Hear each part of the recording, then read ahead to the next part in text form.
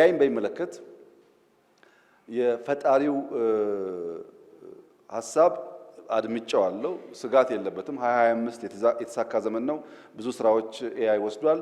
በ2026 ይበልጣል የሚል አቋም ነው ያለው።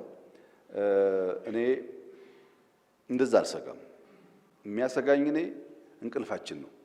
ከፈጠን ልጆቻችንን ካዘጋጀን ኤአይ ልክ እንደ ጊታር፣ ኤአይ ልክ እንደ ቴሌቪዥን፣ ኤአይ ልክ እንደ መኪና የምንጠቀምበት ይሆናል። ከዚህ ቀደም በትምህርት ቤት ሳለን አንድ መጽሐፍ አንድ ኮፒ ኖሮ ወረፋ እየጠበቅን ያነበብንበት ዘመን አሁንም ይቀጥል ብዬ ነው ያላምንም። እሱ በጣም ስላግሽ ስለነበረ ስራ ይቀማል ኤአይ ብዬም አልሰጋም።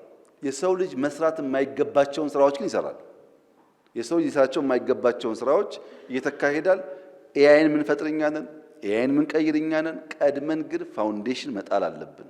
አሁን ለምሳሌ የኛን ኤአይ ሴንተር የኛን ሳይንስ ሙዚየም ኢትዮጵያውያን አይተው ስለሚሰጡት ፊድባክ እና ከሌላ ዓለም የመጡ የተሻለ ደረጃ ደርሰዋል የሚባሉ ሰዎች የሚሰጡት ፊድባክ አንድ አይደለም።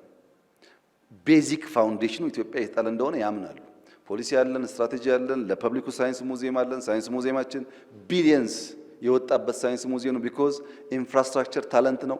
ታለንት ደግሞ መቅለል አለበት ልጆቻችን ጋር። ያ ካልሆነ ኮምፒት ማድረግ አንችልም የሚል እሳቤ አለ። አሁን የምንፈጥረው የኤአይ ዩኒቨርሲቲም ብዙ ችግር ለእኛም ለአፍሪካም እንደሚፈታ ይታመናል።